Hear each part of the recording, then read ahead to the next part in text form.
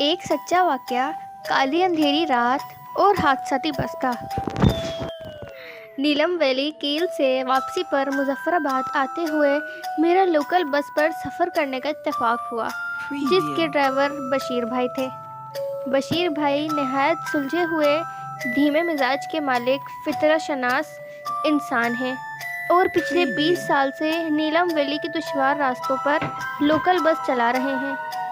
کیل سے مظفر آباد کا لوکل بس سفر تقریباً 8.5 گھنٹے کا ہے اور اس سفر میں فطرت کے دیوانوں کے لیے جذب آمیز مناظر ہیں۔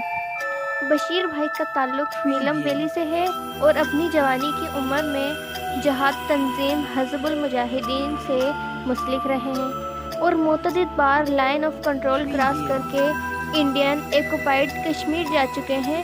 دوران گفتگو بشیر بھائی سے میں نے یوں ہی سوال کر دیا کہ آپ 20 سال سے بس چلا رہے ہیں، کیا آپ کے ساتھ کوئی ایسا واقعہ پیش آیا جو ناقابل فراموش ہو؟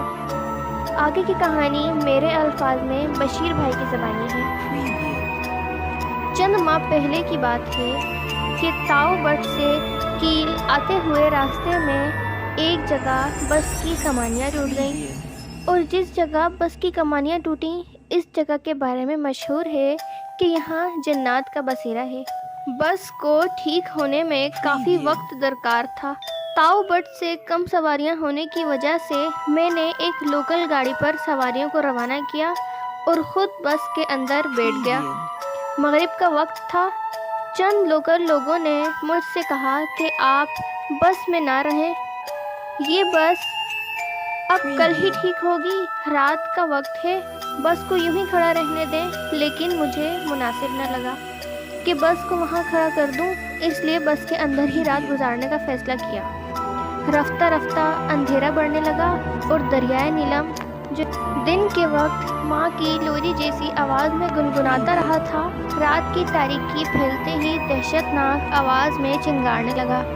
منظر ایسا کہ اندھیرے کے سوا کچھ دکھائی نہ دیتا تھا اور میں بس کی سیٹ پر بیٹھے بیٹھے دریائے نیلم کی آواز کے ساتھ ساتھ ماضی کی بھول بھلائیوں میں بہنے لگا۔ اچانک بس میں کچھ ہلچل ہوئی اور میری چھٹی حس کسی انجانے اندیکھے خطرے کا پتہ دینے لگی۔ ایک سرد لہر پورے جسم میں دوڑی اور سردی کے باوجود میرے ماتھے سے پسینہ سا ٹپکنے لگا۔ شاید بس میں کچھ لوگ سوار ہوئے، لیکن اتنی رات کو اس ویرانے میں بس پر کون سوار ہوا تھا؟ ایک لمحے میں کئی سوال اور لوگوں کی اس جگہ کے بارے میں کہی ہوئی باتیں میرے ذہن میں گونجنے لگی۔ بشیر بھائی، اس جگہ رات اکیلے رہنا ٹھیک نہیں ہے، کاش میں یہ بات سن لیتا، لیکن اب بہت دیر ہو چکی تھی اور ان اندیکھی مخلوق بس پر سوار ہو چکی تھی۔ بس میں کئی لوگوں کی موجودگی میرے ڈر کو بڑھانے کے لیے کافی تھی، لیکن مڑ کے دیکھنے کی ہمت نہ ہوئی۔ مجھے ایسا لگا جیسے میرے ہاتھ پاؤں اب میرے بجائے کسی مخلوق کے قابو میں ہیں، لیکن یہ تو شروعات تھی، لیکن جو ہونا تھا اس کی توقع تو شاید میرے فرشتوں کو بھی نہ تھی۔ اچانک سے مجھے یوں لگا جیسے مجھے کھینچ کر پیچھے لے جانے کی کوشش کی جا رہی ہے۔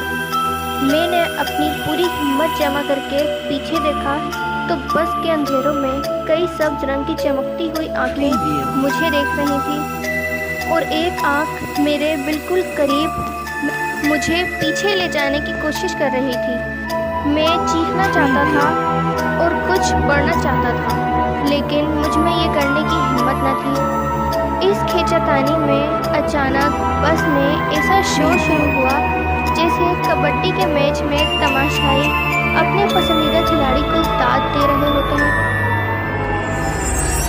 قریب تھا کہ میں بس کا دروازہ کھول کر چھلانگ لگا دیتا، لیکن ایک آواز آئی اور اندیکھی مخلوق غائب ہو گئی۔ رفتہ رفتہ میرے جسم کی طاقت واپس آنے لگی، لیکن ایک نہ ختم ہونے والا خوف میرے دل میں سما چکا تھا۔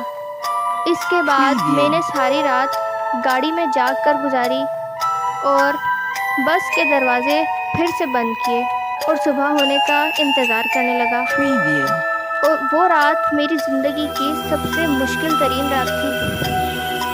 امید کرتی ہوں یہ سچی کہانی آپ کو بے حد پسند آئی ہوگی۔ اپنی رائے سے ہمیں آگاہ کریں اور ملتے ہیں پھر مزید ایسی سچی کہانیوں کے ساتھ۔